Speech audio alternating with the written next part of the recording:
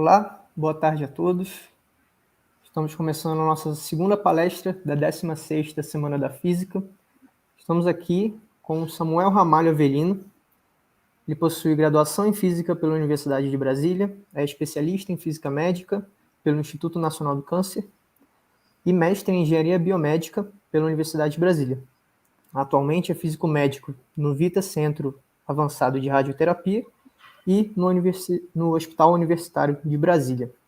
O título da palestra de hoje é Papel do físico médico no tratamento oncológico com radioterapia e perspectivas futuras sobre o perfil da profissão. Lembrando que ao final da palestra teremos um momento para perguntas, então se tiverem perguntas podem mandar no chat do YouTube. Boa tarde, Samuel. Obrigado por aceitar o convite, primeiramente, e a palavra é toda sua. Boa tarde, Vitor. Boa tarde a todos. Fico muito feliz pelo convite. Fico muito agradecido de poder participar da Semana da Física como ex-aluno, né, do Instituto de Física da UNB. Para mim é realmente uma satisfação enorme hoje estar aqui podendo falar um pouquinho, né, do meu trabalho e, quem sabe, aí, colaborar na decisão de algum aluno em relação ao que ele deseja seguir como carreira aí, a sua profissão, tá? Muito obrigado a toda a organização do evento aí, parabéns pela iniciativa da Semana da Física, né, 16ª, tá bom? Como foi apresentado, né, eu sou físico médico, né, graduado em Física e depois especialista em Física Médica, e vou falar um pouco do papel do físico médico no tratamento com radioterapia e o que está vindo por aí na nossa profissão. Antes, vou começar falando sobre físico médico do ponto de vista de definição, baseado primeiro na Associação Americana de Físicos na Medicina, né, a AAPM. A APM, ela considera um físico médico aquele profissional que utiliza radiação ionizante em procedimentos médicos, como, por exemplo, no diagnóstico médico por imagem, no caso da radioterapia. Então, o que define, né, o que caracteriza o físico médico, de acordo com a APM, que seria um físico que atua na área médica e que tem radiação ionizante, né, como um agente atuante naquela especialidade médica. Tá? E no Brasil, né, a Associação Brasileira de Física Médica segue essa mesma linha, né, de definição, classificando o físico médico em 3 especialidades, todas tendo em comum a radiação ionizante. Então, o físico médico é um profissional que pode atuar na radioterapia, no radiodiagnóstico ou na medicina nuclear. Essas 3 especialidades existem definições nos sites, né, da ABFM, Associação Brasileira de Física Médica, e no site da APM. Né, para quem se interessar, vale a pena consultar esses sites dessas 2 instituições, a americana e a brasileira. O título, né, a minha palestra de hoje, ela é focada em radioterapia, que é a área onde eu atuo. Então, não vou me atentar, né, no papel do físico médico nas demais especialidades. O que eu pensei para apresentar nessa aula de hoje? Eu pensei em fazer uma visão geral da radioterapia, mostrando desde algumas ideias, alguns conceitos, até o dia a dia, porque vai ficar talvez mais fácil, né, para exemplificar o papel e a importância do físico médico na radioterapia. Tá? Então, o que é radioterapia? Né? Então, primeira coisa, nós vamos falar sobre câncer. Né? Você vai entender por quê. O câncer é um tumor maligno, ou seja, são células que estão se multiplicando sem controle. Né? O maligno, né, a gente classifica como maligno porque existe uma possibilidade que essas células se migrem de onde elas começaram a se reproduzir para outra região do nosso corpo. Tá? Isso define câncer. Existem tumores benignos que não têm essa característica de ter possibilidade de ocorrer metástase. Né? Bem, a radioterapia é uma especialidade médica, né, no tratamento oncológico, que utiliza radiação ionizante para eliminar esse tumor. Né? Para vocês terem uma ideia da dimensão da radioterapia, entre 60% e 70% de todos os cânceres já existentes entre 60% e 70% deles, o paciente vai receber tratamento com radioterapia. Seja no início, seja no fim, seja junto com químio, seja após cirurgia, a radioterapia estará presente, considerando todos os tipos de câncer, em 60% a 70% dos casos. E como a radioterapia funciona propriamente dita? A gente utiliza radiação ionizante para quebrar a fita dupla de DNA que está lá no núcleo da célula. Essa quebra da fita dupla de DNA é o que vai causar a morte celular. Quando a radiação ionizante interage com a fita dupla de DNA, ela tem energia suficiente para causar uma ionização, e essa ionização desestabiliza a molécula do DNA, levando à ruptura, à quebra mesmo. E aí o tumor, quando entra na fase da divisão celular, ele não consegue se dividir e a célula é considerada como morta. Tá? Óbvio que esse efeito da radiação acontece tanto em células saudáveis quanto em células doentes. Então, o objetivo da radioterapia é que você concentre esses danos celulares nas células tumorais. Tá? Aí já começa a entrar o papel do físico nesse conceito de otimizar a concentração de dose de radiação no tumor. Tá? Só outra coisa interessante, a radioterapia é feita de segunda a sexta-feira normalmente, leva em torno de 5 semanas de duração, né? Mas pode variar conforme a região do corpo. Bem, então, eu preciso de uma fonte de radiação, né, para que eu possa utilizar o feixe de radiação e danificar a célula tumoral. Nesse momento, a radioterapia se divide em 2 braços. A braquiterapia seria a especialidade em que a fonte de radiação está próxima do tumor. Braque é um radical de próximo. E o outro braço da radioterapia é a teleterapia, né? Tele, radical de distante, onde a fonte de radiação está distante do tumor. No caso da braquiterapia, nós utilizamos tipicamente um radioisótopo como fonte de radiação. Tá? Então, é colocado um radioisótopo próximo ou muito próximo, né, em contato, ou muito próximo, né, questão de milímetros, centímetros de distância do tumor, para que essa radiação possa danificar o tumor, né, possa matar o tumor. Só que é uma especialidade, quando a gente olha para todos os tipos de tratamento com radioterapia, é uma categoria, né, uma técnica pouco utilizada. Tá? Então, para efeito de chegar no objetivo da aula, que é mostrar o papel do físico, eu vou ilustrar o que é mais comum, né? Que são os tratamentos de radioterapia com teleterapia, tá? Não que a braquiterapia não seja importante, mas eu acredito que para fins didáticos, para apresentação da nossa profissão, é mais interessante eu focar na teleterapia. A teleterapia hoje em dia, tipicamente, ela utiliza um equipamento que não tem radioisótopo. Existiram alguns equipamentos com radioisótopo, que eram usados em teleterapia. A palavra distante aí, né, para não ser tão subjetivo, seria de um modo que a fonte de radiação, né, estivesse entre 80 centímetros e 1 metro de distância do tumor. Então, são equipamentos que hoje em dia não utilizam tanto, né, mais os radioisótopos, e eles utilizam, na verdade, feixes de raio-x, tipicamente, tá?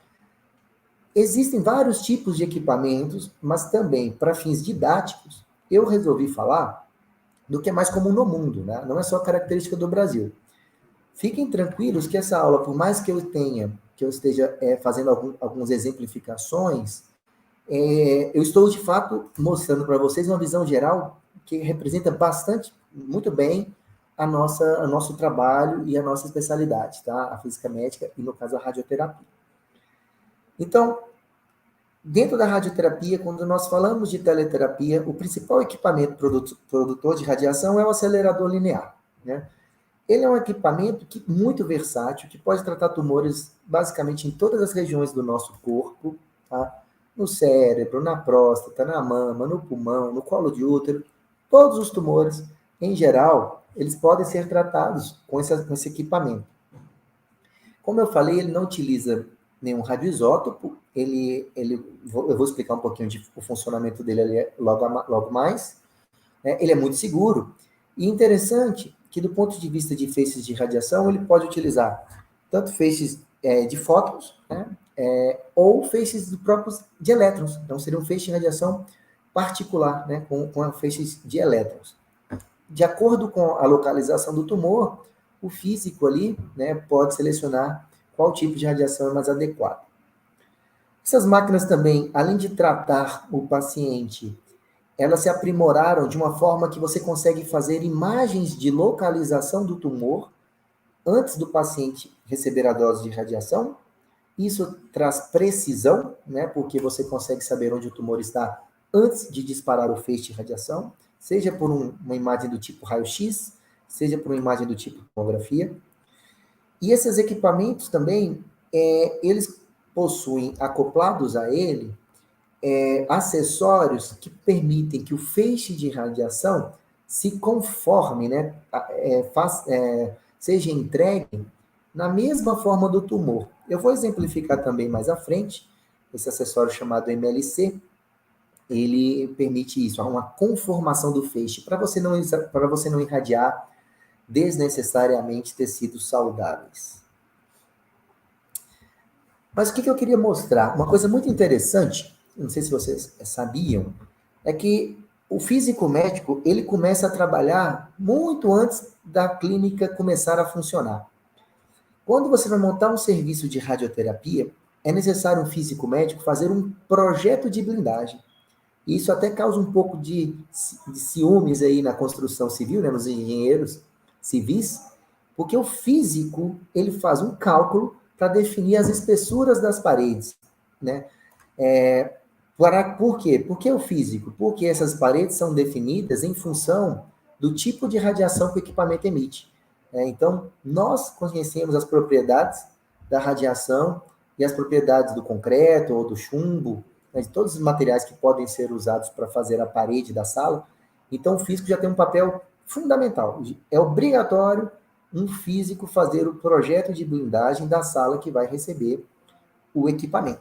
Tá? São paredes muito espessas, muito, muito diferentes. Os engenheiros civis, de fato, ficam bastante impressionados com as características da sala, né, que a gente chama de bunker, né, onde o equipamento será instalado.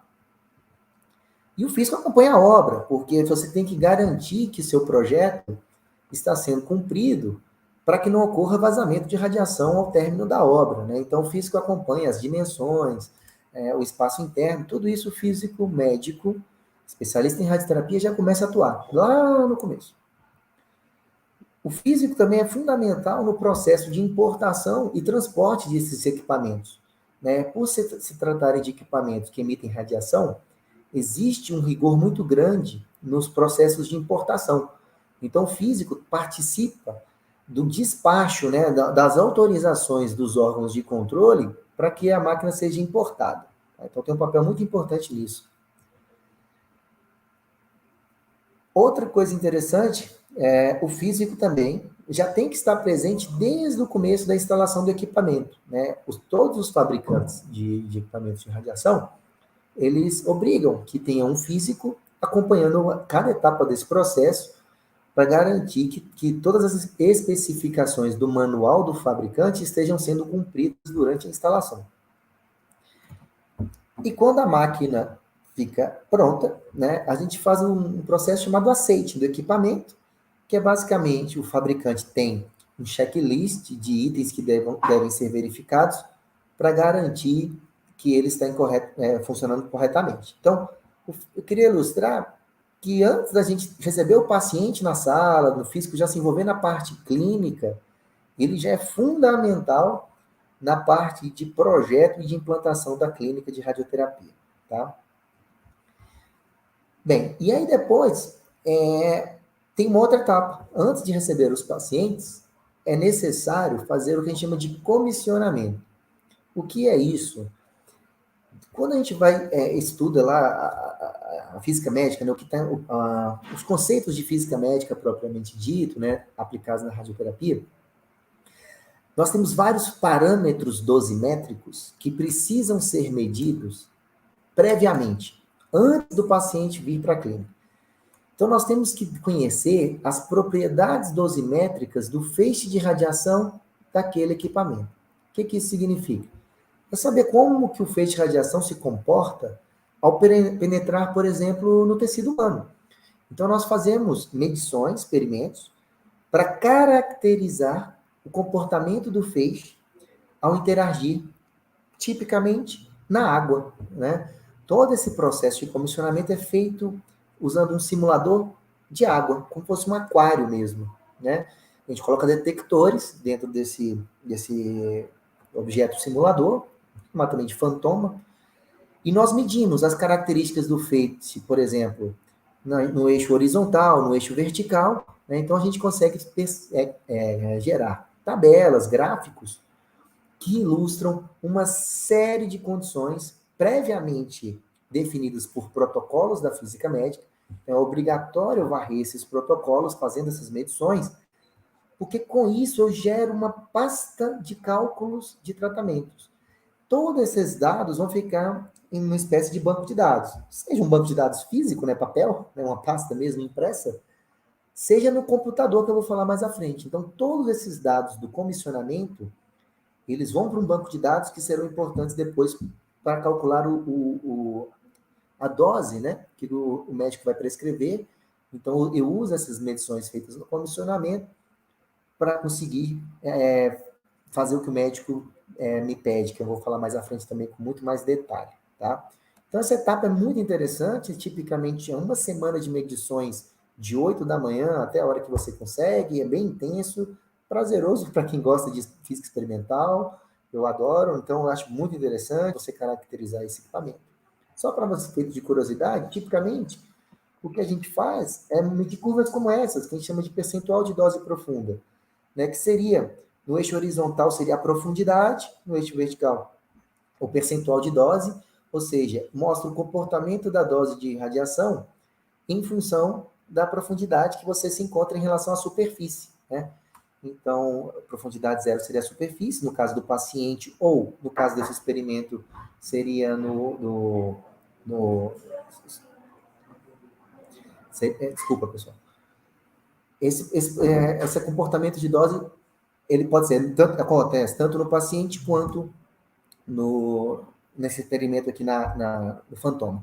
Eu me perdi, pessoal, só para explicar, porque eu estou no hospital e eu sou o único físico no momento. Então, pode ser que durante a aula possa acontecer alguma coisa urgente que eu tenha que sair. Eu avisei aos colegas da importância do evento, mas eu peço desculpas porque eu sou o único físico presente no momento, tá?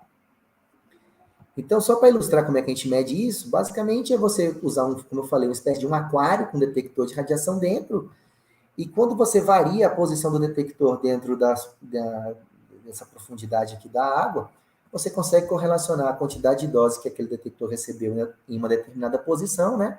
E levanta um gráfico. Então, isso é só um pequeno exemplo do que é um comissionamento, do que é um teste que o físico precisa fazer, tá bom? Bem, vou falar um pouquinho mais do acelerador, para vocês entenderem um pouquinho o que ele é capaz de fazer, como é que ele funciona. O acelerador é um equipamento super pesado, mede em torno de 7 toneladas, tá? E tem uma precisão menor do que 1 milímetro em relação a toda a sua estrutura mecânica. É uma engenharia, né, super precisa, robusta e complexa. Então, esse equipamento, ele gira, né? Ele é pesado e gira, né? 360 graus. O paciente deita nessa mesa que vocês estão vendo aí, o feixe de radiação, né, a área que você vai expor, né, ela pode ser até 40 por 40 centímetros quadrados, né, você controla isso conforme aquele paciente, mas é uma máquina com muitos graus de liberdade, né? Essa mesa também gira, então eu posso fazer combinações de ângulos dessa máquina com a mesa para tentar fazer com que o feixe de radiação aponte exatamente para onde eu quero, protegendo estruturas saudáveis que estejam ao redor. Só para ilustrar um pouquinho mais do acelerador, é um equipamento que tem um filamento metálico, que quando aquecido, ele causa uma excitação nos elétrons dele, e com uma pequena diferença de potencial, eu já consigo retirar esses elétrons desse metal, desse filamento, e esses elétrons, eles entram num tubo acelerador, é um tubo que varia conforme o fabricante, conforme a energia, mas entre 1 metro e 1,5 metro, e quando esse elétron ele entra dentro desse tubo acelerador, esse tubo tem cavidades, são várias cavidades. Quando o elétron entra aqui, entra junto também uma radiofrequência, né? Essa máquina ele tem uma válvula que gera uma micro-onda, né? Essa micro-onda, essa radiofrequência, os campos elétricos dela polarizam por indução essas cavidades desse tubo acelerador. Então, quando o elétron entra na primeira cavidade, ele vai encontrar uma diferença de potencial aqui, elétrico, que vai impulsioná-lo para a cavidade seguinte. Ou seja, então, toda vez que ele está numa determinada cavidade dessa, a radiofrequência, como ela oscila, né, ela está sincronizada com a posição do elétron para que o elétron seja impulsionado em cada uma dessas cavidades. A gente brinca que o elétron vai recebendo petelecos, né, durante o percurso nesse tubo acelerador. Parece bobeira, mas o elétron chega muito próximo à velocidade da luz, ao final desse tubo. E o que acontece? É necessário ter um eletroímã, né, para que, com esse campo magnético, eu consigo aplicar uma força no elétron que faça essa curva que vocês estão vendo aí, para que o elétron seja direcionado de uma forma que o feixe depois ele seja emitido em direção ao paciente. Então o elétron vem, acelerado por essa radiofrequência, passa por esse eletroímã, faz uma curva e colide com um alvo de alta densidade, tipicamente tungstênio, para produzir radiação para o Bremsstrahlung, né? Então, radiação de freamento. Então, com a radiação de freamento, esse feixe, então, é direcionado para o paciente. Esse equipamento tem um carrossel, que a gente fala, que, tá vendo, que seria essa cunhazinha aqui, esse chapéuzinho, que tem vários acessórios ali nesse carrossel para que essa máquina pode emitir mais de um tipo de radiação, como eu falei, ou fótons ou elétrons, e pode emitir vários tipos de energia para cada tipo de radiação. Ou seja, você tem mais de um tipo de energia de fótons e mais de um tipo de energia de elétrons. Tipo não, né? Valor mesmo, numérico, tá? Quantidade. Então, esse carrossel se ajusta conforme a energia que você programou, conforme ao feixe que você programou. Ele tem uma câmara de ionização, que é um detector de radiação, que é o responsável por desligar o equipamento, né? Então, uma vez que você dispara o feixe, ele começa a contar a quantidade de carga que é produzida aqui, né, a quantidade de dose, e, consequentemente, quando chega no valor que você deseja entregar ao paciente, a máquina desliga. E o aparelho também tem os colimadores, que definem a área que vai ser usada para irradiar o paciente. Tá? Então, esse é o princípio do acelerador.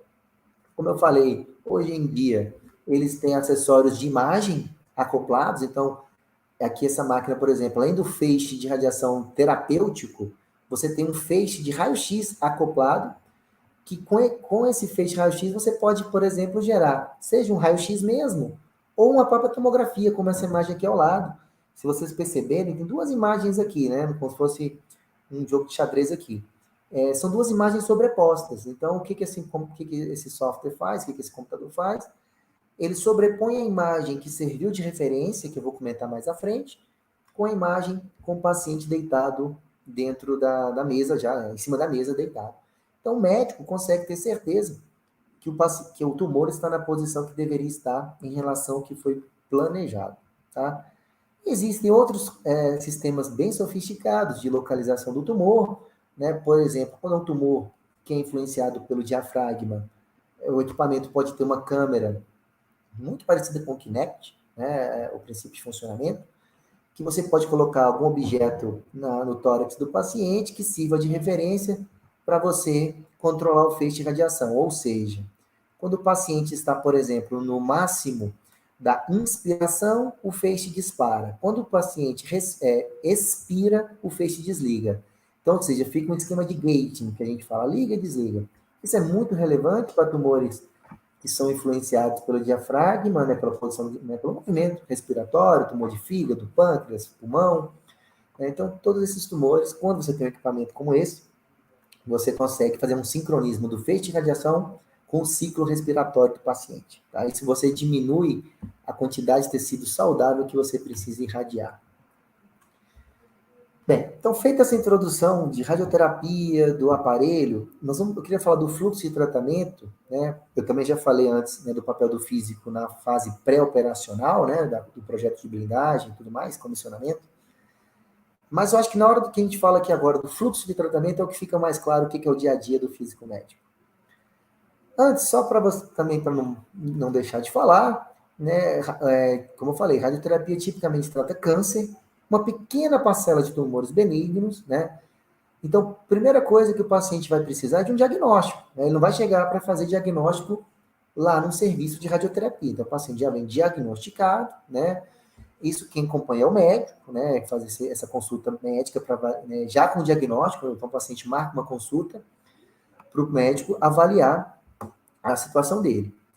Além do diagnóstico, é importante saber como que está o tumor em relação ao estágio. É um tumor inicial? É um tumor intermediário, avançado? Isso tudo é necessário ser feito antes da radioterapia, né? Para que o médico consiga realmente definir melhor a conduta, tá?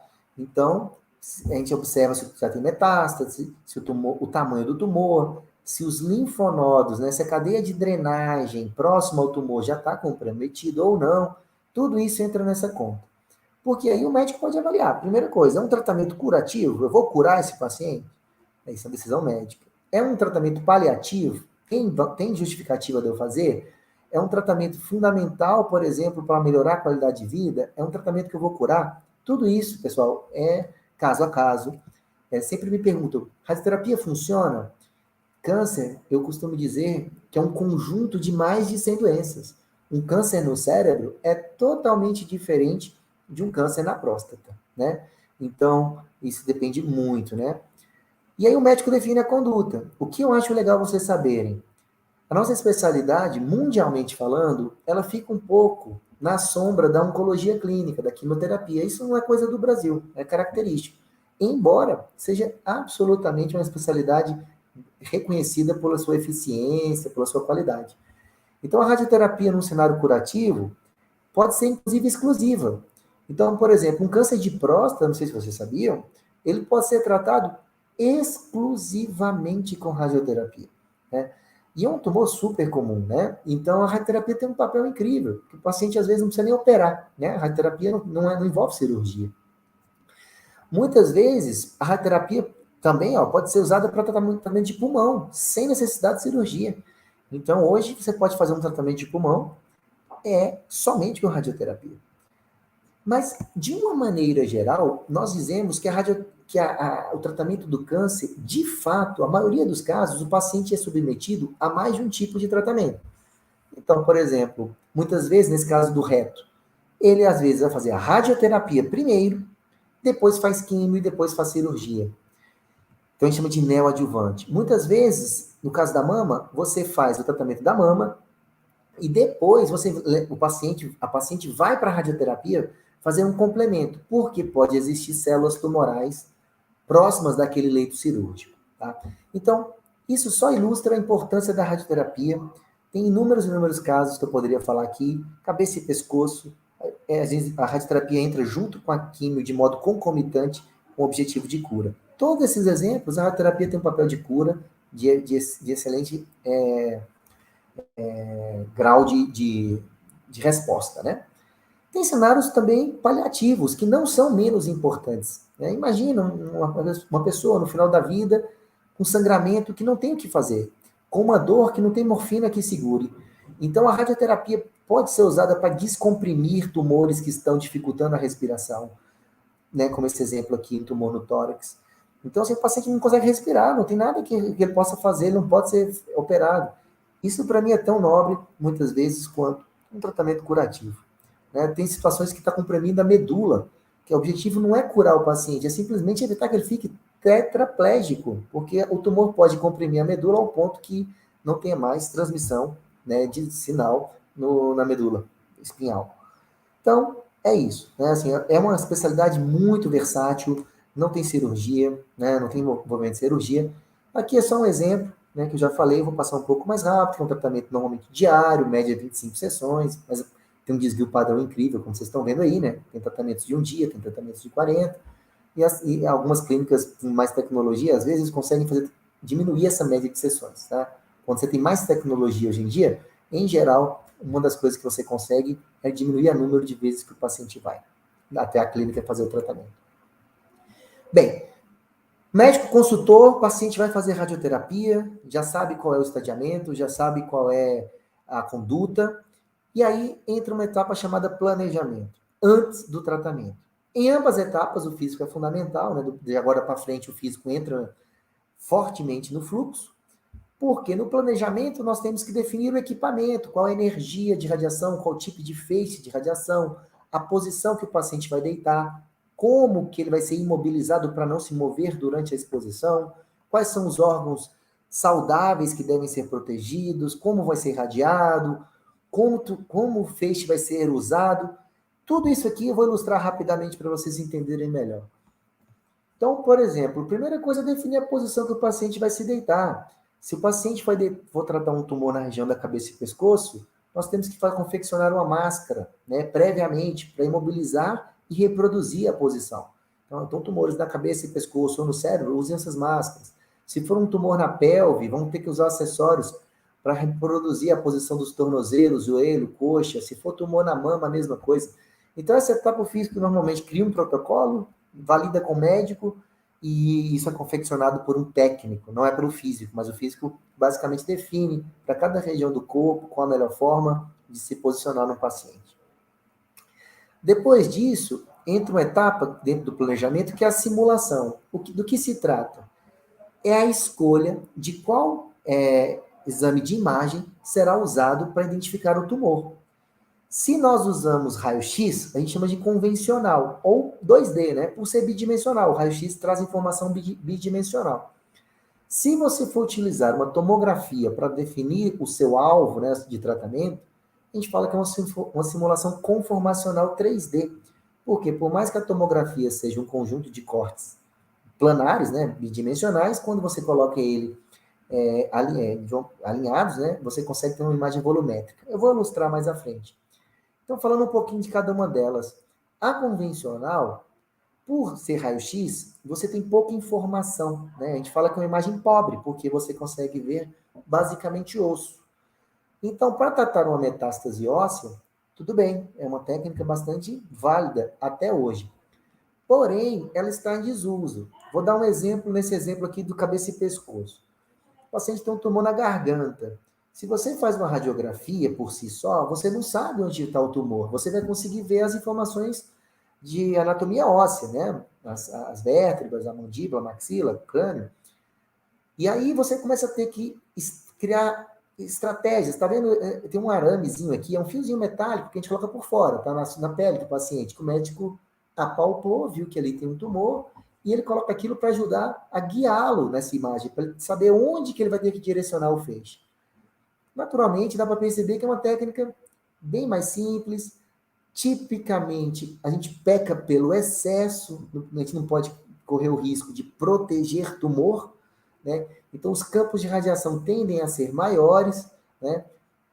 Uma técnica muito simples, que hoje em dia está em desuso, mas para um caso paliativo, porque, já que é muito rápido você fazer esse procedimento, às vezes o paciente, por exemplo, com uma compressão medular, se você não agir rápido, ele pode ficar tetraplégico. Então, o fluxo naquele outro braço que eu vou falar, que é o conformacional, é muito mais demorado. E o benefício, no final das contas, é similar para esse exemplo. Então, está em desuso, mas ainda assim tem seu papel em alguns casos. Mas nessa época aqui, já existia o interesse de migrar para algo com mais informação. Então, muitas vezes, a gente fazia uma coisa meio híbrida, tentava fazer algo híbrido. A gente fazia essa imagem bidimensional aqui, e o médico tentava simular num papel milimetrado como se fosse uma imagem de uma tomografia. Para isso, ele pegava uma tomografia antiga do paciente, uma tomografia que foi usada no diagnóstico, tá? Para tentar representar para o físico a posição do tumor e a posição dos órgãos saudáveis. Isso tudo na tentativa de ter maior precisão, né, no tratamento. Mas, como eu falei, é muito simples e não usa-se tanto mais. Só para vocês terem uma ideia, onde que o físico entra nesse papel todo aqui, vocês lembram que eu comentei do comissionamento. O comissionamento gera essa série de tabelas. Aqui é só alguns exemplos de tabelas. Então, esse procedimento é tão simples que o médico basicamente vai prescrever uma dose, né? Nós temos a equação, né, muito simples, que o M aqui é a unidade monitora. Seria o tempo de tratamento, tá? Não vou entrar muito em detalhes. Então, o que o físico vai fazer? Em função da dose que o médico prescreveu ele vai consultar nessa tabela os parâmetros daquele paciente. Qual que é a largura do paciente, qual a distância do tumor para a superfície, tem algum acessório, tem proteção. São consultas que nós fazemos, é uma espécie de lookup table, né? Você vai buscando nas tabelas as informações que você precisa em função do aquele paciente, e simplesmente com a conta de multiplicar e dividir aqui, você consegue calcular o tempo. Bem simples, e é assim que a radioterapia convencional 2D funciona. Só que aí, quando houve um pouco mais de divulgação, né, do uso dos tomógrafos simuladores, né, os tomógrafos simuladores hoje, a tomografia, vamos dizer assim, se tornou muito mais acessível, né? Hoje em dia, não é tão complexo você fazer um exame de tomografia como era a questão de 15, 20 anos atrás. E aí, a radioterapia se aproveitou disso. Então, os pacientes, hoje em dia, tipicamente, eles fazem uma tomografia, mesmo que eles tenham feito uma tomografia semanas atrás. Essa tomografia ela é feita nas mesmas características que o paciente vai tratar, com os mesmos acessórios de mobilização que eu mostrei agora há pouco. E tem uma característica. Não sei se vocês sabem, mas os tomógrafos em geral, a mesa é côncava. Ela abraça as costas do paciente. A mesa de tratamento do acelerador linear é plana.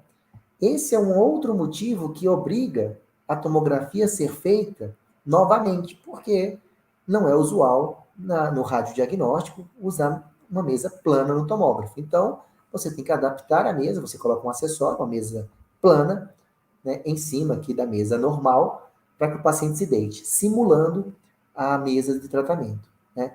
Em geral, esse tomógrafo tem que ser largo para o paciente poder entrar, né, com os acessórios de tratamento. Vou dar um exemplo aqui. Ó.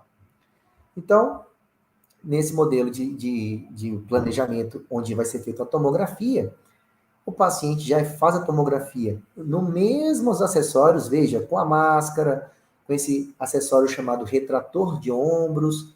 Então, ele já faz a tomografia na posição que ele vai tratar. Essas imagens, então, vêm para os computadores localizados na sala de planejamento. Todo serviço de radioterapia tem uma sala como essa, né? Então, basicamente, é uma sala onde o físico médico, o médico radio-oncologista e o dosimetrista, que é um outro profissional que cada vez mais ganha espaço, trabalham juntos, tá? Então, quando essa imagem vem para cá, vem para esses computadores, o que ocorre? A primeira coisa, aqui na verdade está um pouquinho invertido a ordem do que normalmente acontece, mas vamos lá. Primeira coisa, o médico desenha o tumor.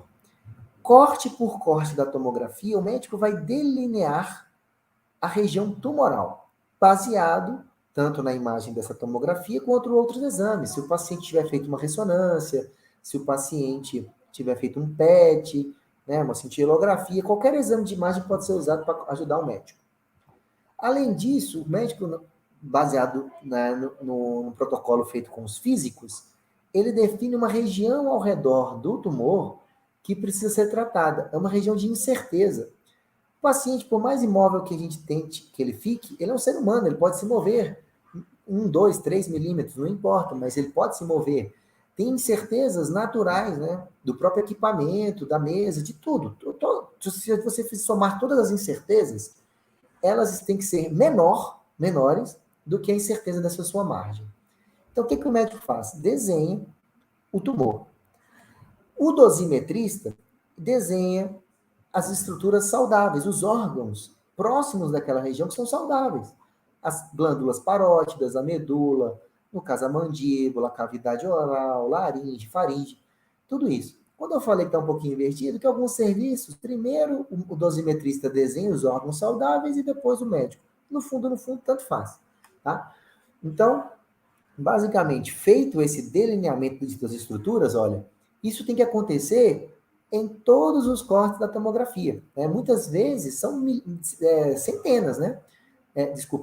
Dezenas, né? São 120, 150 cortes que o médico tem que fazer esse trabalho minucioso de identificar o que é doente, o que é saudável. Se vocês notarem uma curiosidade, que a radioterapia, muitas vezes, além de tratar essa região azul que é a região tumoral, nós temos que tratar as cadeias de drenagem próximas àquele tumor. Nesse caso aqui é o pescoço, todo o pescoço do paciente. Porque muitos estudos já mostraram que, dependendo do caso, por mais que exista um tumor grosseiro, algumas células já podem estar em fase de metástase regional, né, ali próximos da região, que nenhum exame de imagem hoje ainda é possível de detectar. Nós estamos falando de célula microscópica mesmo, né? E que se você não irradia, passam-se algumas semanas, né, elas se reproduzem e vão se tornar algo palpável, grosseiro, que pode fazer mal. Então, a radioterapia tem essa característica. Muitas vezes nós tratamos, além do tumor grosseiro, as regiões próximas ao tumor grosseiro. E aí entra o planejamento, daqui vem o nome conformacional, como eu falei, né, são várias imagens bidimensionais, mas que os softwares de reconstrução de imagem hoje não tem dificuldade de gerar uma reconstrução tridimensional. Óbvio que tem certezas nesse processo, mas é muito bem feito, né? A gente testa isso, os físicos testam esse processo de reconstrução tridimensional, né? E isso aqui foi uma revolução, né? Porque agora você consegue, sabendo que a máquina tem todos aqueles graus de liberdade que eu comentei, sabendo onde está o tumor e sabendo onde estão os órgãos saudáveis, o físico consegue, então, estudar melhor como irradiar o tumor, né? Então, como eu falei, a máquina gira, tem, né, 360 graus, aqui só são alguns exemplos de ângulos, né, para ilustrar.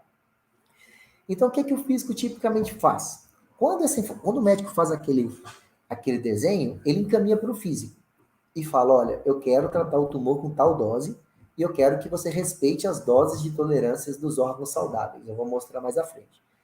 Então, nós, na nossa formação, a gente já tem uma certa, baseado nos livros, nos artigos, né, na formação mesmo. Olha, para essa região anatômica, tipicamente vão ser necessárias 2, 3 ou 4 incidências de feixe de radiação. Raramente a gente trata o paciente com um único feixe de radiação. A gente distribui a dose, né? Então a gente faz composição de campos de tratamento para que a gente possa concentrar ao máximo a dose no tumor, poupando o que está ao redor. E como eu falei, é fundamental a gente ter esse acessório que eu comentei, que é chama MLC, que é o que permite agora que o nosso computador ele vai controlar a máquina para que, de fato, a área irradiada tenha o mesmo formato do tumor. Eu vou dar alguns exemplos, eu acho, mais à frente, vai ficar mais fácil. Pronto. Eu não tinha comentado, mas o nome desse computador que recebe essas imagens de planejamento chama Sistema de Planejamento de Tratamento. É o Treatment Planning System, TPS, né? TPS em inglês lá. Então, todo serviço de radioterapia é obrigatório ter esse sistema de planejamento. Pessoal, a analogia é muito forte com os sistemas que os engenheiros usam para fazer projeto, um AutoCAD da vida. É muito semelhante na operação. Então, nosso treinamento, por exemplo, na formação, é muito focado em como usar esses softwares. Tem mais de um tipo, né, comercial, e eles têm ferramentas, muitas e muitas e muitas ferramentas, para que a gente consiga alcançar nosso objetivo, que é concentrar a dose de radiação no tumor, poupando o que está ao redor. Ele tem visualizações em vários tipos de corte, né? Corte coronal, transversal, né? Sagital, essa visualização tridimensional. Ele mostra, ele é capaz de mostrar o quanto de dose receberia os órgãos saudáveis para determinada configuração que eu escolha, né, de tratamento. No fundo, o sistema de planejamento ele é um simulador da distribuição de dose no paciente. Porque esse software ele é alimentado com os dados do comissionamento. Então, ele tem no banco de dados toda a característica dosimétrica física da máquina e do feixe de radiação. Com isso, ele consegue fazer essas simulações. Então, o paciente, depois daquela tomografia, ele foi para a casa dele. Eu esqueci de comentar isso, né? Então, ele tomografou, a imagem veio para a sala de planejamento e o paciente foi embora. E aí o médico fez todo aquele trabalho de delineamento dos alvos e da estrutura saudáveis, e o físico agora tenta, então, fazer esse trabalho de conformação.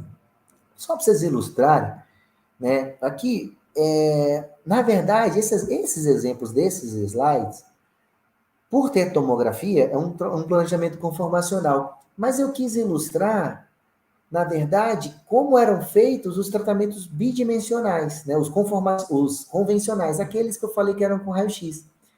Por quê? Quando é com raio-x, como eu falei, o físico não tinha capacidade de usar todos os graus de liberdade que a máquina lhe dava. Era muito arriscado você, sem estar enxergando o tumor e os órgãos, sair do que tradicionalmente a história da radioterapia vinha fazendo, que eram campos que a gente fala, paralelos opostos, né? Dois campos, um anterior e um posterior. A gente fazia uma espécie de um corredor de dose, né, contemplando o tumor ali no meio. Seja, a gente também fazia, por exemplo, para tratar uma laringe, campo direito e esquerdo, né? No caso da mama, campos oblíquos, né? Tangentes. E assim vai.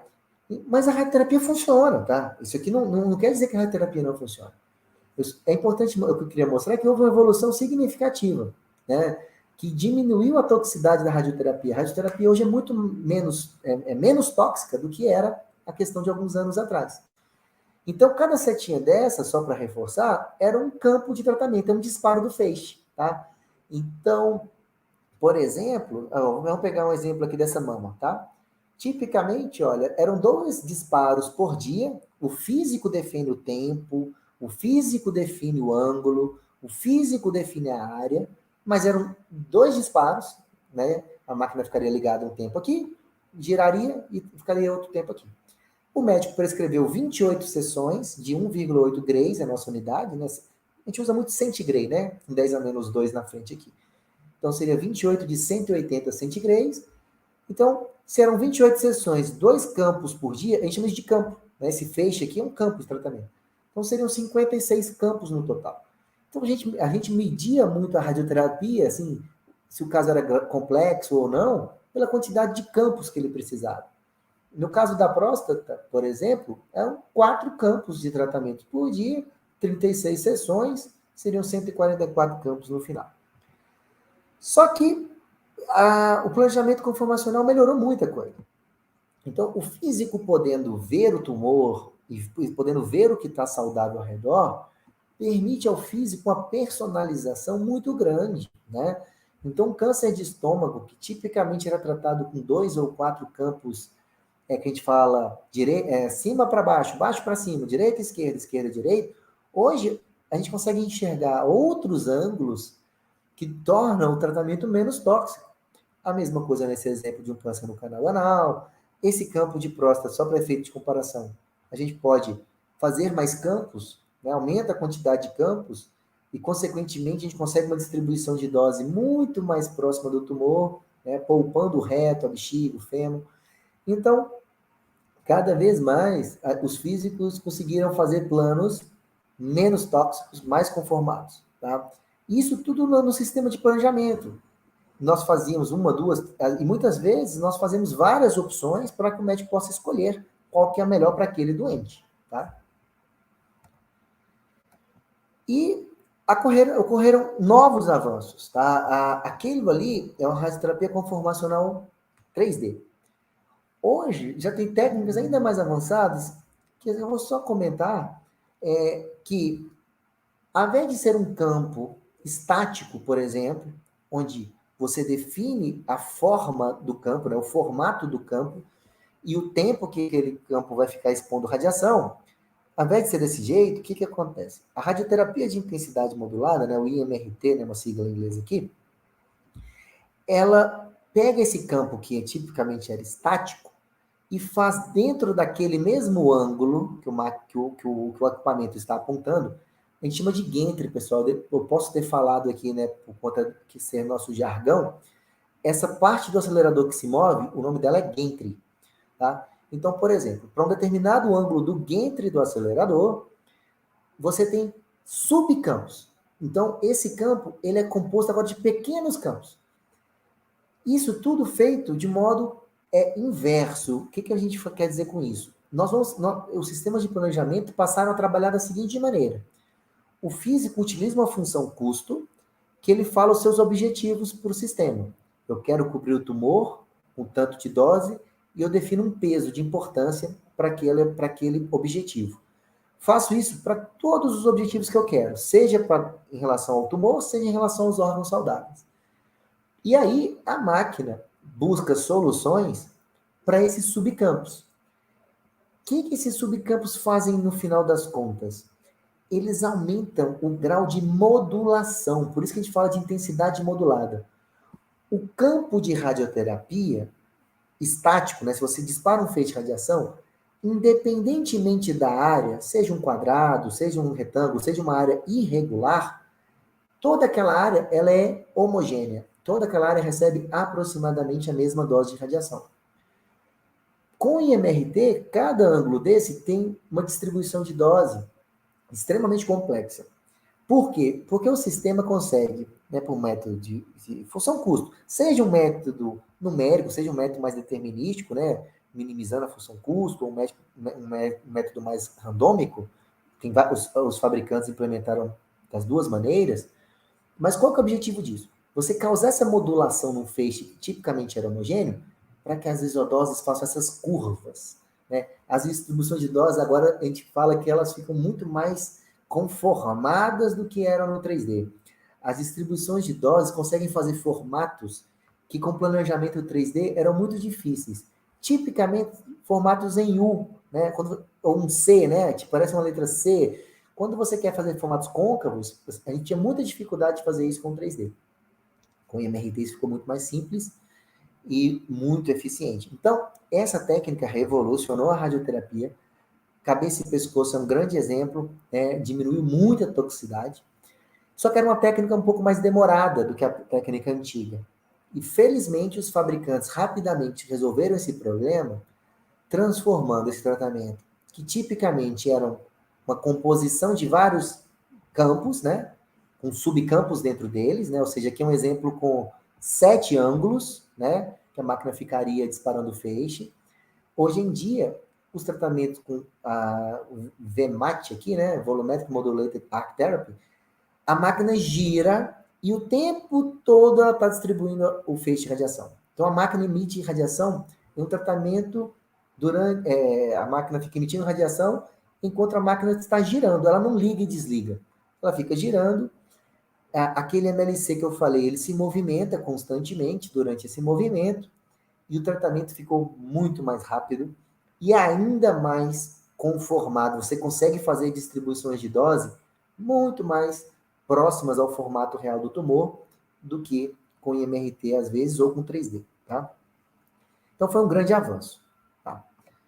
Bem, independentemente da técnica que você está utilizando, né, seja 2D, seja 3D ou IMRT ou VMAT, os sistemas de planejamento, eles geram histogramas, né, para facilitar a decisão do médico. Isso aqui não é possível quando você tem um raio-x, correto? Então, isso aqui é uma característica de quem tem um planejamento baseado em tomografia. O que esses histogramas de dose e volume fazem? Eixo horizontal, dose. Eixo vertical, volume. Vamos olhar para a curva vermelha da próstata. Qual que é o objetivo nosso?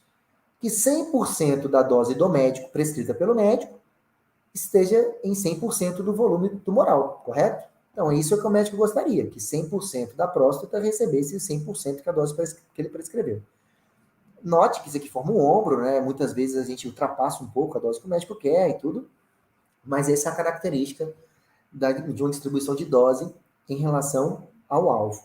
Como é que o software faz isso? Está desenhado, né? Então, o médico desenhou, né, o volume do tumor. Então, o software sabe qual é o volume do tumor e aqui ele já sabe a distribuição de que dose que chega em função do que o físico fez, né, planejou, né, para aquele caso. E para os órgãos saudáveis, o que é o legal aqui? Quanto menos, melhor, né? Tem um princípio de radiação, né, as low as possible, né? As low as reasonable achievable, né? O ALARA, né? Então, o que a gente tem que fazer, o físico? Tentar puxar essas curvas para baixo, né? Eu quero um mínimo de volume de órgão saudável recebendo doses de radiação. Então, tem que minimizar essas curvas. Esse é o nosso objetivo, tá? Então, esse exemplo aqui da bexiga, do reto e do fêmur. Só que tem várias ferramentas para ajudar. Por exemplo, o que os estudos foram fazendo? Alguns órgãos do nosso corpo o pessoal viu que era importante avaliar a dose máxima. Não importava tanto a dose mínima. Não importava a dose máxima. Eu tinha que respeitar um determinado valor máximo. Outros órgãos era importante definir a dose média, né? E assim vai. Então, esses softwares de planejamento, eles têm essas métricas de média, mediana, modal. Você consegue avaliar com o mouse aqui, por exemplo, 20% do pulmão está recebendo determinada dose, 40% do reto determinada dose. Então, essas ferramentas, elas estão implementadas nos sistemas de planejamento para ajudar o médico a tomar uma decisão. Então, o que o médico faz? A radioterapia está constantemente avaliando os seus próprios resultados, né? Começou lá na década de 50, 60, né? Se popularizando. E tudo que é feito, a gente acompanha o doente, né? Então, a radioterapia começou lá simplesinha, viu que funcionava. Tinha uma determinada toxicidade, tinha um determinado grau de eficiência, né, de controle, e todos os dias estão sendo lançados artigos sobre esse assunto, né? E o que tem acontecido? Todos os órgãos do nosso corpo, praticamente, existem tabelas. Existem até mais de um autor, né, estudando o mesmo assunto. Cada hospital tem que definir as suas tabelas de tolerância baseado na literatura, tem que estar constantemente revisando, para que o físico saiba quais são as doses de tolerância para os órgãos saudáveis. Primeira coisa que aconteceu na literatura foi uma divisão dos órgãos do nosso corpo em órgãos de série e em órgãos em paralelo, seguindo o mesmo conceito do circuito elétrico, né? Então, alguns órgãos, se você danificar uma pequena parte dele, o sinal deixa de ser transmitido, o órgão perde a sua propriedade. Você deixa de enxergar, você deixa de andar, né? Você deixa de respirar, né? Você morre. Então, todos os órgãos têm uma que classificados em série, a característica comum deles é que eles têm uma dose máxima de tolerância, bem descrita na literatura. Outros órgãos, o que nós temos que ter cuidado é de não danificar uma grande quantidade dele. Porque o fígado, o pulmão, o rim, se você danifica um pequeno pedaço dele, não necessariamente o fígado, o rim e o pulmão vão deixar de exercer o papel deles, né? De respiração, filtrar sangue e tudo mais. Então, esses órgãos, tipicamente, a gente trabalha com uma correlação volumétrica. Então, um exemplo aqui. 50% do volume do reto não deve exceder 60 graus. 20% do volume do pulmão não deve exceder 20 graus. É isso que norteia a radioterapia. O físico sabe disso, a gente não envia um plano para o médico tendo alguma restrição dessa sido desrespeitada. De todo modo, o médico tem que verificar. Então, o médico verifica, estando de acordo, ele aprova aquele tratamento. E aí vem uma etapa de tratamento. Então, o médico já faz a prescrição, né? Confirma a prescrição que foi feita. O físico, né? Ele tem que transpor para a ficha de tratamento todos os parâmetros do equipamento para que o técnico em radioterapia execute o tratamento. Então, a gente transpõe todos os parâmetros para aquele paciente, para cada campo daquele paciente. Uma coisa importante, é obrigatório o físico conferir o próprio computador, não dá para confiarmos que o computador calculou corretamente aquelas distribuições de dose. Então, nós revisamos as distribuições de dose do computador. E aí sim, tem a parte do técnico, que ele vai registrar dia a dia tudo que ele fez. Tá? Então, isso é uma ficha de tratamento. Aqui, pessoal, até poderia ter colocado um breakpoint aqui, né, para a aula, porque mostra o fluxo do paciente, né, da consulta ao acessório de mobilização, ao tipo de imagem, se é raio-x, se é tomografia, o delineamento médico, planejamento e tudo mais, até a aprovação e a ficha. É o que mais consome tempo do físico, essa etapa que eu acabei de concluir. Porém, tem uma outra etapa em segundo lugar do nosso papel que é fundamental, que são os testes de controle de qualidade.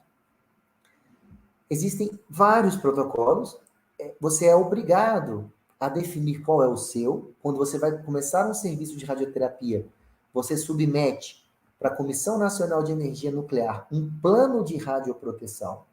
Então, antes de você estar autorizado a tratar o paciente, você tem que mostrar para esse órgão de controle, para a CNEM, né, a Comissão Nacional de Energia Nuclear, o que você vai fazer.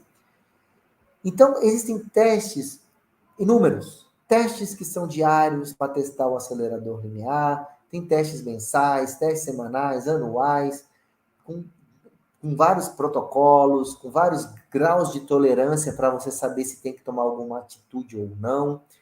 Você tem que fazer controle de qualidade do seu computador periodicamente, dos seus instrumentos de medição, né, dos seus detectores de radiação.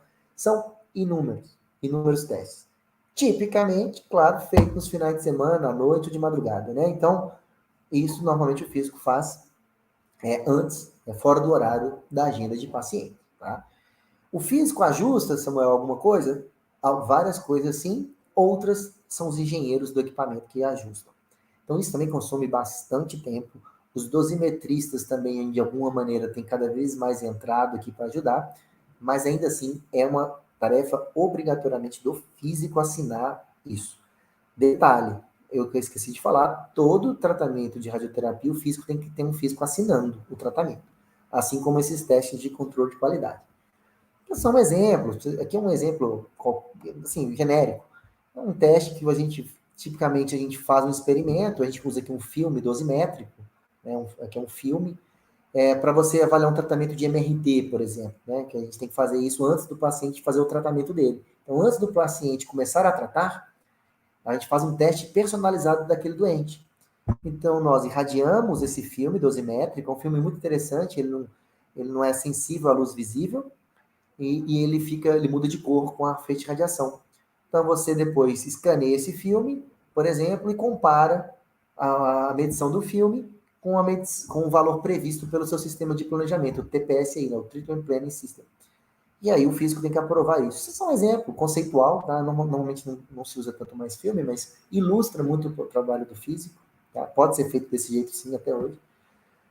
Esse exemplo que é o mais clássico é o controle de qualidade que talvez chame mais atenção, assim, que todo mundo tem que fazer uma vez por mês. Desculpa, pessoal. Que usa-se esse objeto simulador, que é um fantoma, né, com água. Então, tipicamente, como eu falei, parece um aquário mesmo. Nós colocamos aqui um detector de radiação à prova d'água, né, que consegue medir radiação dentro da água. E nós medimos se o equipamento, mensalmente a gente avalia isso dessa maneira, né, que eu estou mostrando agora, nós avaliamos que o equipamento está emitindo a radiação corretamente. Samuel, e o resto do mês? A gente usa outros experimentos para diariamente testar. Esse é o experimento que a gente fala de dosimetria do feixe clínico. Então, tipicamente, a gente garante que o que eu estou esperando que esteja acontecendo, de fato esteja acontecendo. Por exemplo, que um determinado tempo vai gerar uma determinada dose, né? Se deixar a máquina ligada, um determinado tempo vai receber uma determinada dose. O detector mais usado nosso aqui é uma câmara de ionização, tá? É um detector a gás, né? E é necessário um eletrômetro, que basicamente é um amperímetro, né? É que a gente usa muito Coulomb, a gente usa carga acumulada, a gente não usa corrente, a gente usa a carga acumulada, né? Em nanocoulomb, tipicamente, para fazer esse experimento, tá? Bem, esse é um outro papel muito importante do físico, esses testes de controle de qualidade. Um outro papel fundamental diz respeito ao papel do físico dentro do contexto da proteção radiológica. A Comissão Nacional de Energia Nuclear, ela regula todas as atividades que utilizam radiação ionizante. Então, a radioterapia não é diferente. Então, a CENEM tem inúmeras normas. Esses aqui são grupos, tá? Cada grupo desses, se você clicar aí no site da CENEM, vão ter várias normas lá dentro, tá? Então, dentre essas normas, algumas dizem respeito às usinas nucleares, aí não se aplicam tanto, mas quase todas se aplicam à radioterapia. Então, o físico, ele deve conhecer todas essas normas, sobretudo as normas do grupo 3 e grupo 6, mas porque essas impactam a sua rotina diária, e nós somos auditados pelo menos a cada 2 anos, ocorre uma visita, e o físico deve mostrar que está obedecendo todas as normas que dizem respeito à proteção radiológica. Tá? Na verdade, essa norma, ela cria um agente, né, um personagem chamado supervisor de radioproteção, que é o físico. E você, para se tornar um supervisor de radioproteção, você tem que fazer uma prova da Comissão Nacional de Energia Nuclear. Né? Então, você tem que ser um físico médico e depois faz uma prova. Uma coisa importante que essa norma faz, dá carta branca para o físico comunicar diretamente para o diretor da instalação. Então, o físico, ele tem que ter como se fosse aquele telefone vermelho ali para falar direto com o diretor, caso algo não esteja conforme a norma. Né? Isso está previsto em norma, o diretor é obrigado a ser notificado. Então, isso dá uma importância muito grande, coloca o físico assim, dentro do organograma do hospital num papel de muito destaque. E dentro da proteção radiológica, ilustrando um pouco aqui, tem toda aquela questão que eu disse que começa lá no início, que é o projeto de blindagem, que eu já comentei, que desde o começo a CENEM exige que um físico faça esse projeto e submeta para aprovação antes de você começar a obra. E quando você já está na operação, é necessário que o supervisor de radioproteção, ele gerencie o próprio plano de radioproteção, que é um conjunto de procedimentos que garantam a segurança dos pacientes e dos funcionários, né? E de todo mundo que está ao redor. Então, esse plano de radioproteção é feito pelo físico, ele tem que ser atualizado periodicamente. Dentro desse plano de radioproteção, o físico tem que fazer periodicamente uma coisa que é muito destacada, que é o levantamento radiométrico, que é garantir que não ocorra vazamento de radiação. E ele supervisiona todos os outros itens desse plano, né? Porque tem várias questões, como os funcionários têm que fazer exame periódico, tem que usar um dosímetro, tem que ser treinados, tem uma série de questões que têm que ser feitas periodicamente que o físico coordena. Então, essa é uma outra área de atuação. Bem, aqui eu só resumi, tá? Peguei de uma referência muito recente que eu vou citar mais à frente. Então, os físicos fazem testes e aceitação do equipamento lá no começo, comissionamento, dosimetria, controle de qualidade, são sinônimos, né? Aqui, a dosimetria é um tipo de controle de qualidade, quer dizer, melhor dizendo. A simulação, elaboração e aplicação do programa de educação continuada em física médica, planejamento e cálculo de distribuição de doses de teleterapia e braquiterapia. Só lembrando, né? Eu não falei da braquiterapia para efeito de tempo. Controle de qualidade de paciente específico, aquele exemplo que eu mostrei que eu fiz ali, daquele controle de qualidade com filme, só para ilustrar. Elaboração junto com o médico dos protocolos de tratamento institucionais, implementação de novas tecnologias, engajamento em pesquisa e desenvolvimento. Isso tudo é nosso papel, tá? É muito interessante. Bem, nesse finalzinho, eu vou falar das perspectivas futuras aqui, e antes, um pouquinho da formação. Tá? O físico médico, a Anvisa, na RDC número 20 de 2006, ele define o que é o físico médico na radioterapia, tá? Então, ele fala lá que tem que ter uma formação, né, específica para você ser físico médico, né? Ele, basicamente, te dá 3 opções, que seriam você fazer num hospital uma formação de 2 anos, tipicamente, em um hospital credenciado pelo MEC, que ao final dessa especialização, você receba o título de especialista. Outra opção, você fazer em um hospital não credenciado pelo MEC, mas no hospital, que depois você aplique a prova da Associação Brasileira de Físico Médico para você se tornar um especialista em física médica. E a terceira opção, que não é mais válida hoje em dia, que na data da publicação dessa norma, quem tinha 10 anos de experiência comprovada se tornou físico médico naquele momento, ou seja, hoje já não se aplica esse modelo.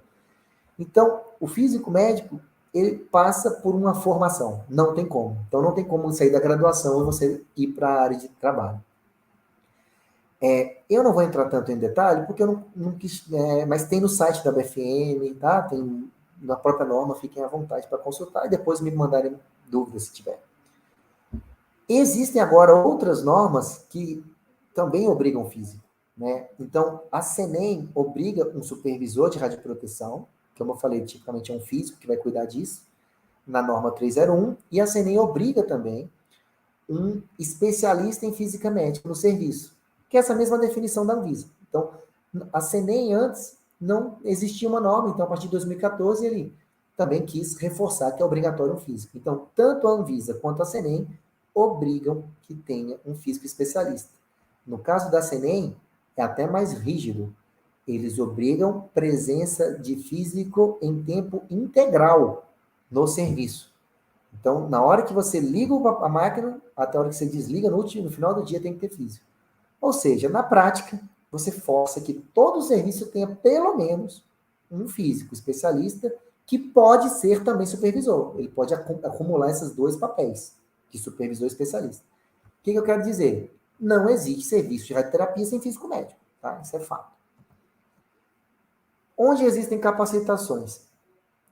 Eu vou citar a referência disso aqui mais à frente, é um documento que foi publicado recentemente, somente nesses locais aqui. É uma pena, é um número muito limitado de vagas, né? Se você for ver, quem mais tem vagas no Brasil é o INCA, que foi onde eu estudei, no Rio de Janeiro, são 4 vagas. No total, são 25 vagas por ano. São formações de 2 anos, tá? Tempo integral, dedicação exclusiva, 40 horas por semana, pelo menos, né? Então, esses são os hospitais no Brasil. Vejam que hoje todos estão com a certificação do MEC, segundo essa fonte. Eu tenho dúvida, tá, pessoal? Essa fonte aqui é da Sociedade Brasileira de Radioterapia.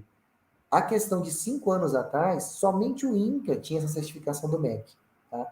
Então, eu acredito que todo mundo correu atrás aí, pelo menos segundo essa fonte. Só para reforçar, por que isso é importante? Porque com isso aqui, você tendo o certificado da residência, que é uma residência, isso tem caráter de residência, você tendo o certificado da residência, você já está apto a atuar como físico médico.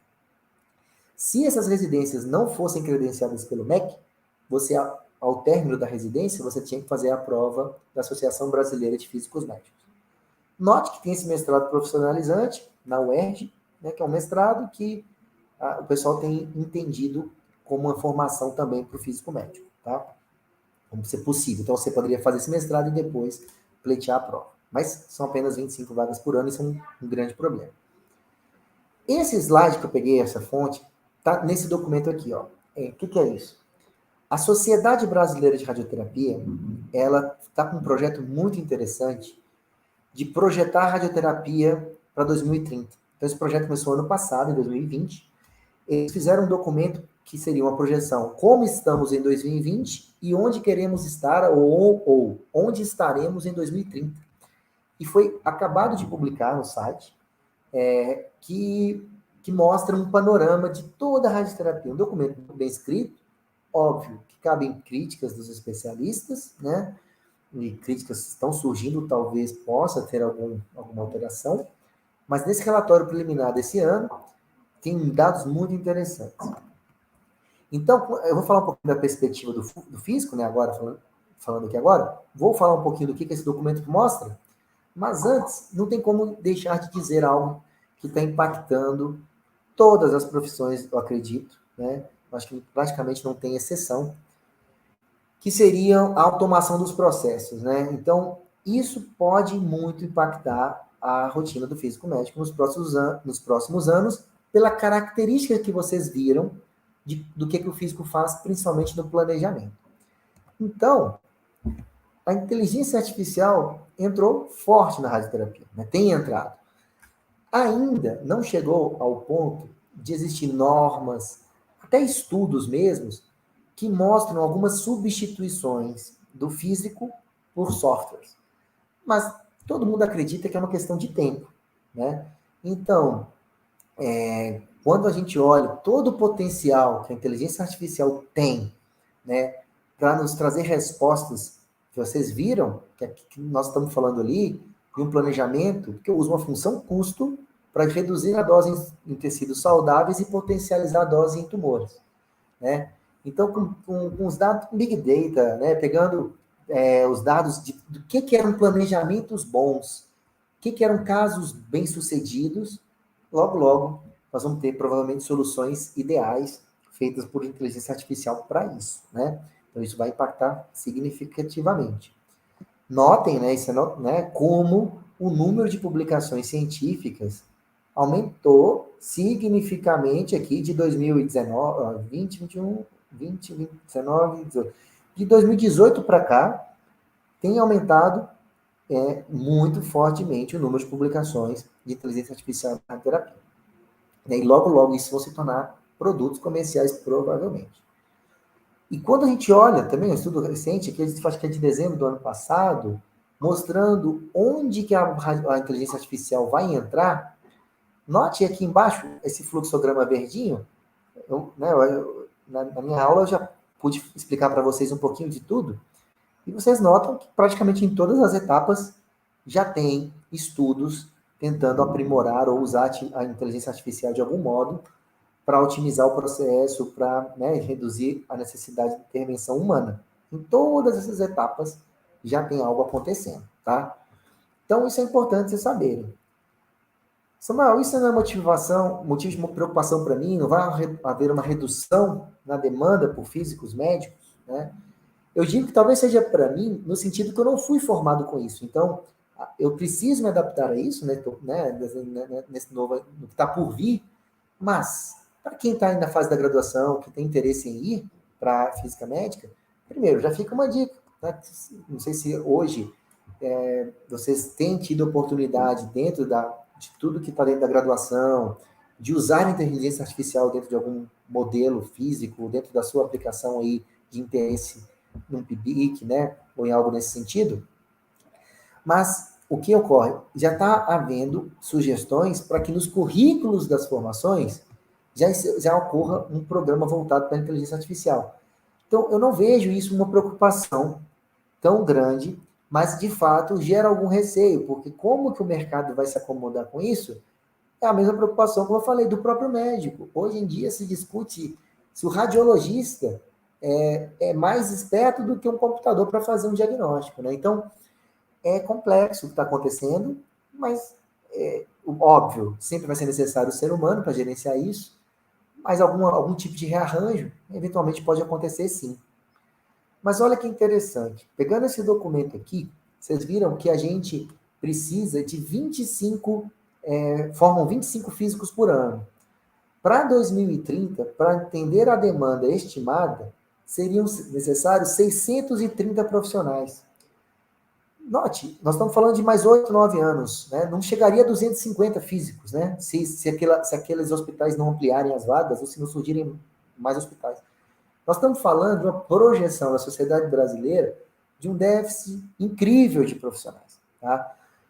Veja que, infelizmente, por hoje já faltar físicos, já existem alguns físicos ali que não estão contemplados por normas, que, infelizmente, hoje muita gente faz vista grossa. De todos os físicos especialistas, de todos os físicos, né, que trabalham na radioterapia, 70% são especialistas, né? Vamos dizer, obedecem às normas. Mas nós temos 664 pessoas que esse documento foi generoso em chamar de assistentes, que basicamente seria você subcontratar alguém para te ajudar, né? E você meio que se responsabilizaria por isso. Uma prática que eu, Samuel, particularmente não concordo, né, por falta de regulamentação. Isso aí pode, de fato, gerar uma precarização nos modelos de contratação, e é difícil você garantir, né, que um profissional envolva no tratamento de uma pessoa sem nenhum tipo de grau de habilitação formal. Porém, tá aí, né, existe esse profissional hoje informal que ainda assim não consegue resolver o problema, tá? Então, o que eu vejo? A inteligência artificial, ela na verdade pode resolver um problema, né? Ao invés de hoje a gente trabalhar com pessoas não qualificadas, a gente trabalharia com softwares no processo de tratamento, tá? Então, isso é o que eu espero, tá? Mas claro que a gente tem uma certa preocupação em tudo que diz respeito a que possa envolver futuro, de carreira e tudo mais. Então, nesse mesmo documento, eu achei interessante, isso aqui é uma interpretação minha, tá? Eu coloquei vermelho e amarelo, vale a pena destacar. Ele lista quanto tempo você precisa de físico para você fazer determinadas tarefas. É muito interessante. Eu considero que foram números bastante representativos. Só para vocês terem ideia, um tratamento de um paciente, considerando tudo que é necessário para fazer, a gente gasta tipicamente 5 horas e 20 minutos. É uma média. É para você fazer o planejamento, a ficha, controle de qualidade daquele paciente, tudo certinho, são em torno de 5 horas e 20 minutos por paciente. Tá? Há outras atividades, né, aquelas de controles, de testes, né, também estão aqui representadas de modo anual. Uma tabelinha que vocês podem consultar depois, lá nesse documento da sociedade. Mas o que acontece? De fato, hoje, a parte clínica, vejam aqui, o total de horas por ano que um físico precisa de um físico para tratar 615 pacientes por ano e fazer todas as outras coisas que ele precisa, seriam 3.820 horas em um ano, correto? Dessas, 3.200 estão relacionadas com toda aquela etapa que eu mostrei no início, do fluxo de atendimento, do planejamento, da ficha e tudo mais. Então, os controles de qualidade, eles ocupam basicamente um terço aqui. Não, desculpa, bem menos. É 20%, né? Aproximadamente, talvez até um pouco menos, do que o físico faz. Esses controles, por mais que eles sejam automatizados, de fato, vai precisar do físico. Eu acho que a inteligência artificial vai, de fato, entrar muito forte justamente onde hoje o físico tem muita demanda, tá? Então, isso é muito interessante. O físico, com certeza, nunca vai desaparecer, mas eu ainda acho que como faltam físicos, né, eu acredito que, ainda assim, mesmo com a inteligência artificial, vão faltar físicos qualificados, tá? Essa é o que tudo indica, e não vejo que sejam motivos de desânimo para quem, porventura, hoje pense em ir para a área de física médica, tá? Pessoal, algumas mensagens finais, né? A física médica leva o físico para um ambiente muito diferente em relação da graduação que vocês estão hoje, né? Esse ambiente hospitalar, você vai ter contato com o paciente, né? Nem todas as pessoas gostam desse tipo de ambiente, né? De trabalhar em hospital, você vai conviver com o paciente com dor, com sofrimento, né? Mas tudo é questão de treino, é questão de preparo, né? Nós estamos preparados para isso, né? Mas, de qualquer forma, a nossa cabeça muda totalmente quando a gente entra na área da física médica. E uma mensagem que eu acho muito importante: usar física para colaborar no tratamento de um paciente com câncer é gratificante, né? Assim, você vê o resultado do seu trabalho, uma pessoa que provavelmente estaria condenada, né, ali para uma doença, você trazer ela de volta, né, para a família, para a vida dela, é excepcional, é prazeroso, né, é extremamente gratificante. Queria fazer um convite, tá, a vocês nos visitarem. Eu estou exatamente aqui nesse prédio agora, tá? São 2 bunkers aqui, né? Essas paredes cinzas aqui, tem 2 bunkers aqui. Aqui é o prédio da oncologia do Hospital Universitário, então eu queria fazer o convite para vocês conhecerem. Tem 2 aceleradores e um equipamento de bracterapia. Aqui está meu e-mail, samuel.fismed@gmail.com, para quem quiser agendar. Pertinho, tá, pessoal? Do Instituto de Física para cada 1,2 km, 16 minutos. Eu lembro que quando eu estava na graduação e quis conhecer um serviço de radioterapia, eu tive que viajar algumas milhares de quilômetros aí, né? Que não tinha nem tão perto, né? Acabei visitando serviços em outras cidades, porque Brasília não tinha. Tinha um hospital de base na minha época, mas era mais fechado.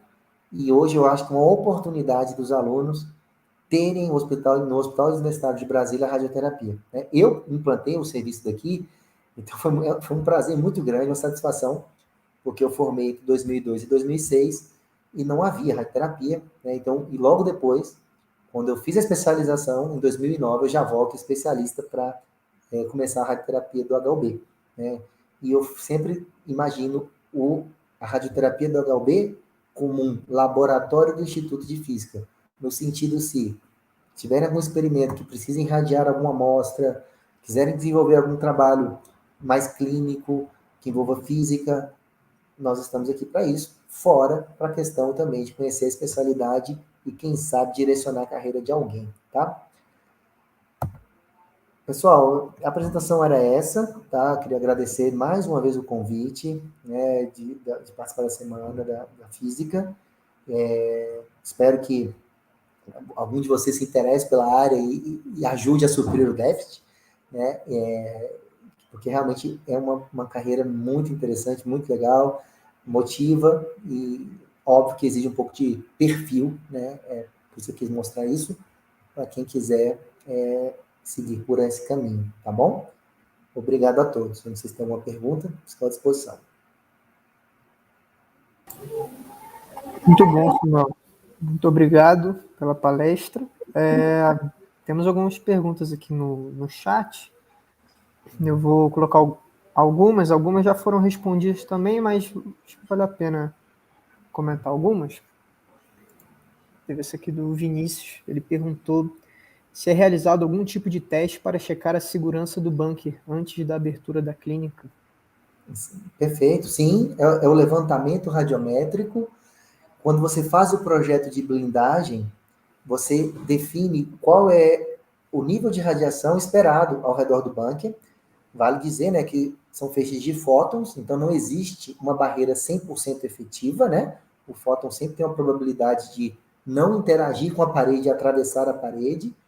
Existem normas que definem o máximo de radiação permitida fora. O físico faz o cálculo em cima dessas normas. Após assim, aprova a espessura da parede, quando a obra terminada, o físico faz o levantamento radiométrico, coloca isso dentro de um relatório, envia para a Comissão Nacional de Energia Nuclear, mostrando quanto de radiação chega ao redor de todo o bunker. E a própria Comissão Nacional de Energia Nuclear, antes de liberar o funcionamento da máquina, faz uma visita trazendo o seu próprio detector de radiação, ou seja, de um modo totalmente independente, né, para não ter nenhum tipo de conflito de interesse, e mede também a radiação. Só depois desses 2 levantamentos radiométricos é que a CENEM, então, libera o atendimento. Certo. Uma outra, um pouco parecida com essa, mais ou menos na mesma linha, do Lucas. Boa tarde, mestre. Existe algum procedimento de segurança caso o aparelho apresente erro durante o procedimento? Seja superaquecimento ou algo do tipo? Muito legal. No plano de radioproteção, você tem que informar todos os mecanismos de segurança, tipicamente do próprio fabricante, né? Então, os aceleradores lineares, eles têm um conjunto muito grande de sensores que interrompem o feixe de tratamento caso saia do valor de referência, tá? Então, isso já, por exemplo, para um aparelho de radioterapia entrar no mercado, ele tem que primeiro obter a licença da Anvisa como um equipamento seguro para uso clínico. Então, ele já tem todas as barreiras de segurança internas dentro dele, tá? Então, alteração do feixe, qualquer modificação dessa é medida em tempo real e o equipamento desliga. A gente fala que gera um interlock, né? É um sistema de intertravamento, né? Um sistema de freamento. Se alguém abrir a porta inadvertidamente e tudo mais. Pra você ter ideia, hoje existem também ferramentas, caso o paciente se mova, existem lasers que ficam monitorando a posição do paciente, caso ele se mova para desligar, pode, né, acontecer alguma coisa, mas a máquina possui. E uma coisa interessante, que é uma das minhas áreas de interesse, hoje em dia também existe muita gente que está caminhando para fazer dosimetria em vivo, que seria você monitorar durante o feixe de tratamento a dose usando um sistema independente em relação ao acelerador. Isso já até é obrigatório em alguns países, França, Suécia, tem mais alguns países, eu acho, a Austrália, se eu não me engano, estava nessa direção, mas ainda não é obrigatório você medir o feixe em tempo real ali se está sendo entregue durante o tratamento. Você tipicamente faz os testes diariamente para saber se todos os mecanismos do acelerador estão operantes, ativos, né? Então, uma vez que no início do dia todos os sistemas de segurança estão ativos e a máquina ela tem um sistema constante de verificar cada um dos seus sensores, você trata normalmente seus pacientes.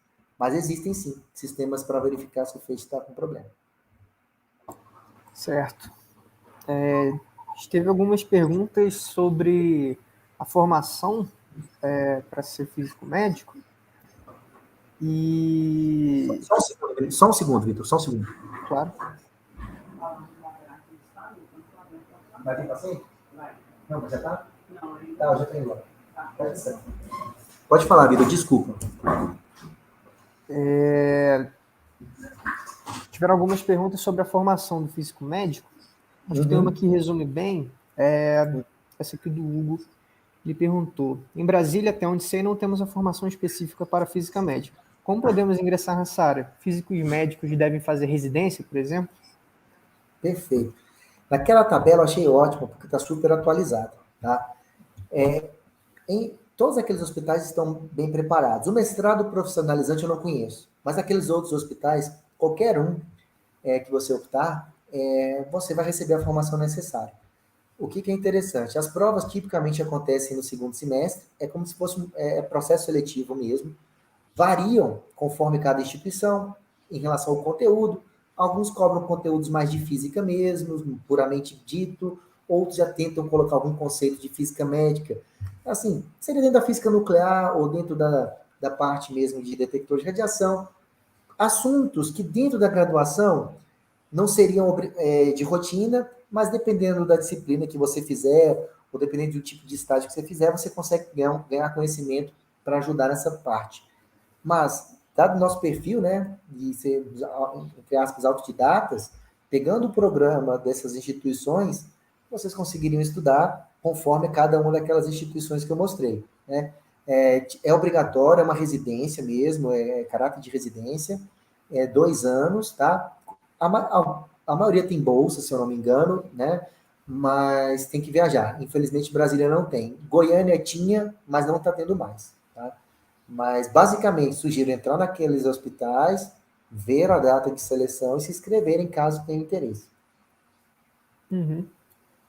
Então, complementando essa pergunta, teve outras duas aqui. Uma do Arthur, que ele perguntou se tem alguma opção de estágio ou algo similar para quem quer ir para essa parte de física médica.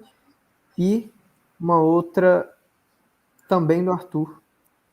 Recomenda alguma matéria específica para pegar ou se aprofundar mais durante a graduação de física que possa ajudar Perfeito. na área? Perfeito. A primeira pergunta do estágio. Os estágios, em geral, essas residências, eles pontuam na hora do processo seletivo. Então, quem consegue estágio, consegue alguns pontinhos. Tem que ver o edital. Não posso falar aqui, não vou falar nada que eu não saiba exatamente. Mas, em geral, algumas residências valorizam quem fez o estágio na área da física médica, tá?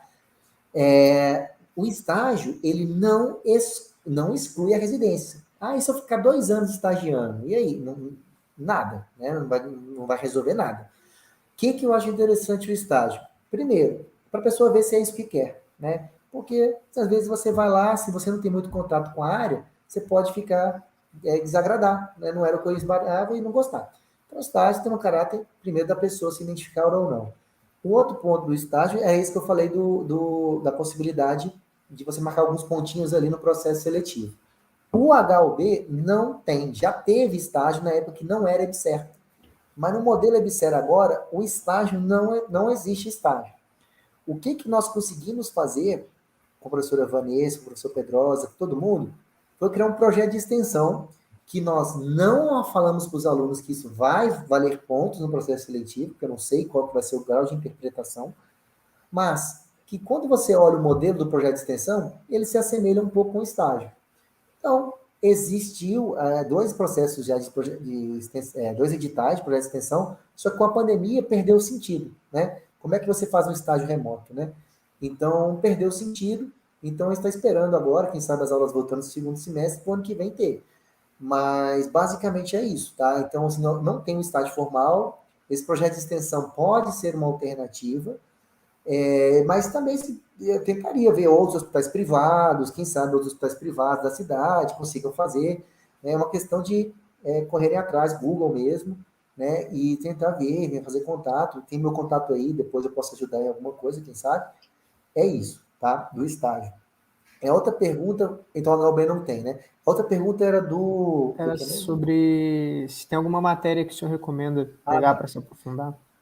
Sim, na minha formação, como eu decidi ir para física médica no meu último ano, eu fiz uma disciplina, por curiosidade, da biologia, que eu achei muito interessante, que era introdução à citologia, eu acho que era citologia mesmo. Por quê? Porque mostra como é que o câncer funciona, né? E mostra a célula. Então, da parte clínica, eu posso falar por experiência própria, eu fiz essa disciplina que eu gostei bastante interessante. Já começa a quebrar um pouco também nosso. Não é quebrar, abrir nossa cabeça para outra forma de estudar, né? Diferente das exatas, uma outra área da ciência, né? A área médica ali, né? Então, eu fiz citologia e achei bem interessante, porque mostra como é que uma célula se torna cancerígena. Não digo que isso é obrigatório nem nada, mas caso alguém tenha algum crédito perdido sobrando, foi interessante. E física nuclear, né? Assim, entender o que é atividade, exposição, os decaimentos nucleares, isso tudo ajuda bastante, tá? Então, essa disciplina seria interessante. Outra disciplina, assim, fenômenos físicos importantes são os fenômenos que envolvem interação da radiação os fenômenos que envolvem interação da radiação com a matéria, né? Então, efeito fotoelétrico, espalhamento Compton, né? Produção de pares, seja dentro de física, mudou muito da minha época, né? Então, os nomes das disciplinas, mas seja lá, né, nas físicas básicas ou em alguma disciplina, né, já no segundo ano do curso, mas matérias que envolvem isso é muito, muito importante, né? Porque, basicamente, o que a gente está estudando o tempo todo são as interações da radiação com a matéria, né? Mas eu diria que seria física nuclear, né? Assim, os conceitos de radioatividade, a definição do que é dose, né? Tem alguns livros também, que eu acho que imagino que nos editais devam aparecer, e são livros de fácil leitura em geral. Então, mesmo que você não faça uma disciplina, eu falo que a gente estudei por vários livros, a maioria deles vai te permitir fazer uma prova, sabe? Assim, mesmo que você não faça a disciplina, por exemplo, entender um pouquinho dos efeitos biológicos da radiação, sabe? Os detectores de radiação, né? Saber o que é um Geiger-Miller, como é que funciona um diodo, uma câmara de ionização. Isso tudo, os livros da área são leituras bem diretas, tá? Uhum. Muito bom. Então, a gente tem uma última pergunta aqui, para a gente poder fechar. A Gislene perguntou quais foram os impactos que a profissão sofreu com a pandemia. Tá. Legal. Assim, infelizmente, quem está na área da saúde, se você notar, não foi liberado, né, para trabalhar, a gente tem que trabalhar, né, em casa com o doente com câncer, né? O câncer, infelizmente, não pode esperar, né? Então, o que aconteceu? A gente mudou um pouco as rotinas em relação à aglomeração, mudaram os protocolos dos pacientes, houve uma aceleração em alguns protocolos clínicos que antes, por exemplo, eram feitos tratamento com 25 sessões. Aí tinha um estudo em 15 sessões. Então, houve uma mudança para o paciente, concorda? Por quê? A gente queria que o paciente saísse menos de casa. Então, houve uma mudança nos protocolos clínicos, reduzindo o número de sessões. Tá? Tipicamente, os físicos continuaram presencial. Em algumas situações, o sistema de planejamento ele consegue ser acessado remotamente. Então, por exemplo, havendo dois físicos no mesmo momento, um ir para casa enquanto o outro fica presencial, já que a norma permite, isso foi feito, mas não foi por um período relativamente curto, né, ali, e é difícil você ter físico sobrando, né, para um ficar presencial e tendo um outro podendo ficar em casa. Mas os impactos foram principalmente nos protocolos assistenciais, de reduzir o número de sessões, aumentar o tempo entre um paciente e outro, para dar tempo de limpar a sala, né? E todos os processos e todos os protocolos que a maioria das instituições que ficaram abertas adotaram. Então, os pacientes eram triados na portaria, sintoma de gripe não entra, né? Paciente com Covid era tratado quando era um tumor que que a gente fala mais lento, né, que pudesse esperar. A gente esperava 10 dias para sair da fase sintomática. Quando é um tumor mais avançado, a gente tratava o paciente por último, para que a gente fizesse uma limpeza da sala bem rigorosa. Mas foram feitas várias medidas, sim. Tá certo. Então, acho que é isso. Muito boa palestra, Samuel. Muito obrigado. Se eu tiver algumas últimas palavras, fique à vontade. Não, eu queria de novo agradecer, pessoal. Eu sou ex-aluno, acho que o Instituto de Física tem que estar próximo do hospital universitário. Eu acho que o aluno tem um papel fundamental para que isso aconteça na prática, né? Então, quem tem interesse, peça, converse. É difícil? Existem algumas questões administrativas por trás, claro, sempre existem, mas eu tenho certeza que existe interesse de ambas as instituições de se aproximar, tá bom? Então, fica aqui meu e-mail, quem quiser mandar mensagem, eu respondo depois. Obrigado mais uma vez. Obrigado você, mais uma vez. Obrigado a todo mundo que assistiu. Fiquem, fiquem aí de olho, porque agora às 16 horas a gente tem a terceira palestra. com a doutora Cecília Chirente. Então, é isso. Muito obrigado a todos. Boa tarde. Boa tarde.